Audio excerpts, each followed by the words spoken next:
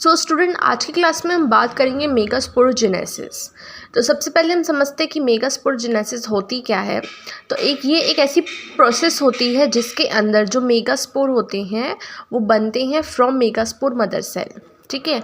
Ovule जो होता है जनरली डिफ्रेंशिएट होता है सिंगल मेगास्पोर मदर सेल से, जो कि कहाँ प्रेजेंट होता है स्टूडेंट, माइक्रोपाइलर रीजन के अंदर।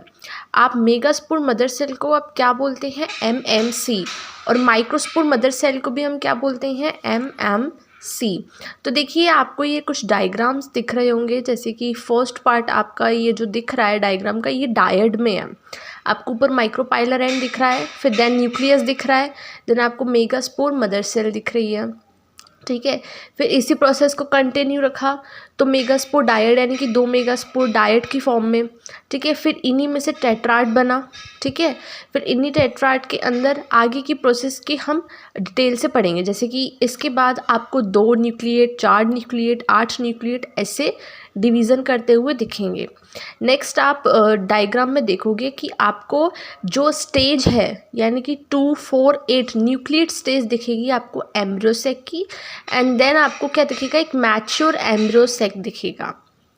देन आपको ये मैच्योर एम्ब्रियोसेक जो है वो बहुत ज़्यादा इंपॉर्टेंट होता है एग्जाम के पॉइंट ऑफ व्यू में। जैसे मैं समझाऊँ आपको, आपका चिलाजा के अपोजिट आपका माइक्रोपाइल होता है।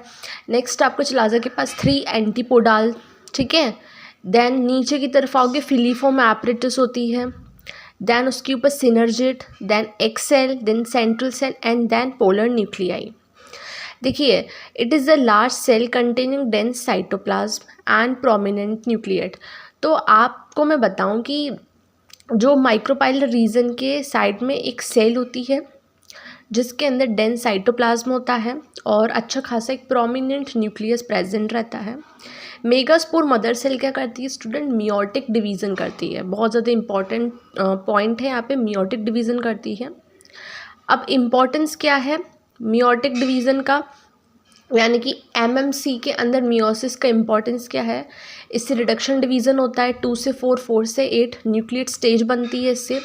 Meiosis result in the production of 4 megaspore. Meiosis से क्या बनते स्टूडेंट, 4 मेगास्पोर बनती हैं। ठीक है। नेक्स्ट हम बात करेंगे फीमेल गैमेटोफाइट की। तो मेजॉरिटी फ्लावरिंग प्लांट्स के अंदर जो 1 मेगास्पोर आपका प्रेजेंट रहता है। ठीक है। मैंने बताया आपको 4 मेगास्पोर यानी कि मेगास्पोर टेट्राड बनता है 4, जिसमें से जो 1 मेगास्पोर होता है वो फंक्शनल होता है और जो अदर 3 होते हैं वो डीजनरेट हो जाते हैं, यानी कि वो डीजनरेट हो जाते हैं, वो फंक्शनिंग करते ही नहीं है। वो जो 1 मेगास्पोर रहता है वही फंक्शनिंग करता है। तो वो एक जो फंक्शनल मेगास्पोर होता है वो डेवलप होता है किसमें, फीमेल गैमेटोफाइट यानी कि एम्ब्रियोसेक के अंदर डेवलप होता है। जो फंक्शनल मेगास्पोर है, जो 3 मेगास्पोर जो डीजनरेट हो चुके हैं, मैं उनकी बात नहीं कर रही हूँ, मैं फंक्शनल मेगास्पोर की बात कर रही हूँ। This method of embryo sac formations form single megaspore is termed as monosporic development.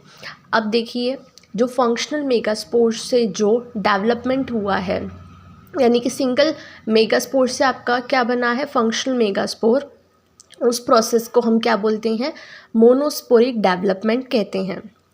अब एक यहाँ पे क्वेश्चन पूछ रहा है कि what will be the ploidy of the cells of the nucleus MMC।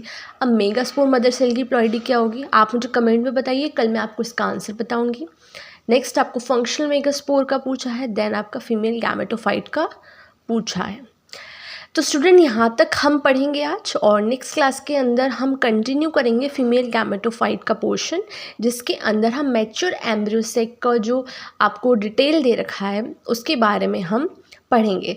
So if you like this session, so don't forget to subscribe, like, share and comment. Thank you.